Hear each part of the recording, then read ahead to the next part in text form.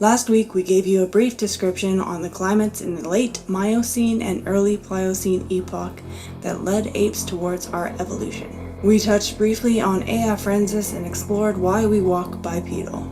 This video, we will be discussing which came first in our evolutionary process, rational thought or emotions. We will be taking a look into Lucy's discovery and why it changed our view on evolution, as well as discussing if we as a species learned how to walk upright because of an increase in our cranial capacity. Hello, my name is Seder, and this is the Necro Hour's video series, Know Thyself, Lucy in the Sky with Diamonds.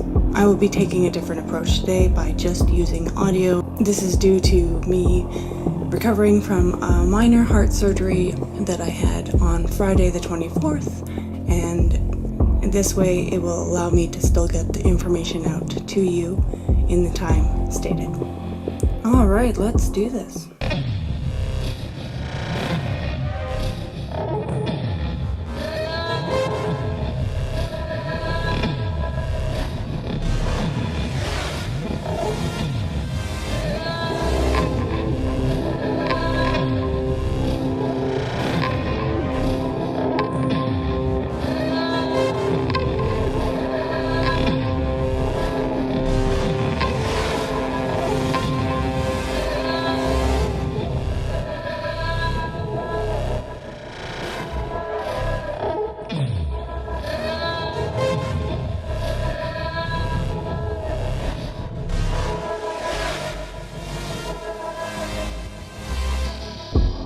Lucy, you are marvelous.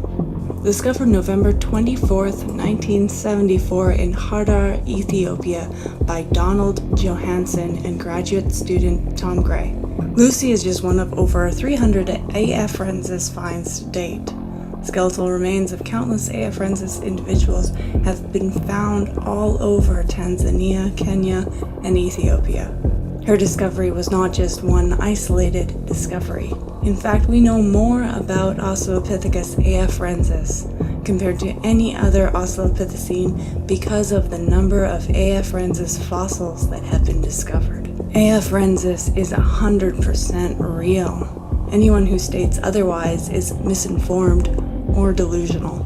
Let's take a look at how Lucy was discovered and how the name given to her, Lucy, created a relatable image of an individual who thrived millions of years ago. Lucy was found by accident. Johansen set off the morning of November 24th, 1974. It was a Sunday. He set off in a Land Rover with graduate student Tom Gray to survey a location. After a long and hot morning of mapping and surveying for fossils, Johansen agreed with Gray to make their way back to the expedition's camp. Johansen suggested that they make their way back to the Land Rover through an alternate, faster route, through a nearby gully. And when they entered the gully, Johansen spotted something in the ground. He quickly identified it as a right proximal ulna, forearm bone, which belonged to a hominid.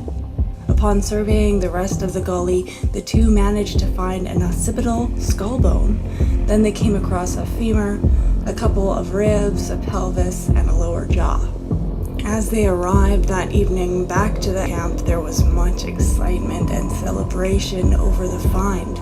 Johansen gave the remains the unromantic name of AL288-1. Luckily, that name was kept for the physical anthropologists and not the general public. Throughout the night, a wild party kicked up at the camp. Intellectuals loved to party. Lucy in the Sky with Diamonds was playing in the background on repeat, and somehow by the next morning the name Lucy was given to the skeleton. This created a relatable image of an individual and her species that thrived millions of years ago for the general public. The next day, the team quickly set up an excavation site, and within 2 extensive weeks of excavating, screening, and sorting, they uncovered hundreds of fragments, all belonging to a single hominid skeleton, representing 40% of her entire skeletal system. So why was Lucy's discovery so important?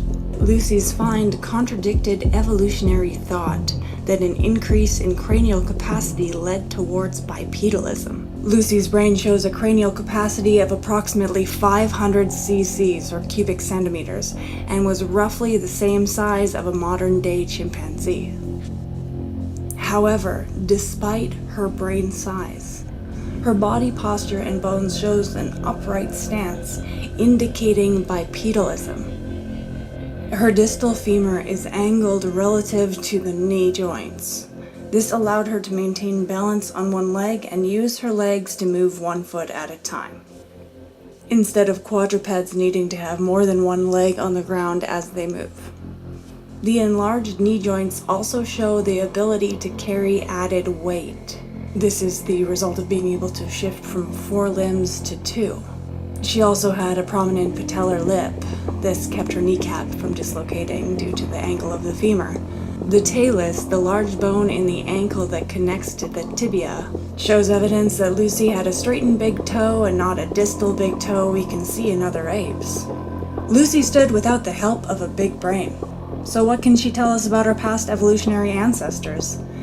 And what can Lucy teach us about the human psyche? We learned how to walk before we grew our big brains. However, this does not mean we are mindless animals. When comparing Lucy's cranial capacity with the cranial capacity of chimpanzees in our modern-day life, we can deduce that Lucy had the ability of memory, capability of complex feelings and complex emotions, and possibly elementary tool-making skills.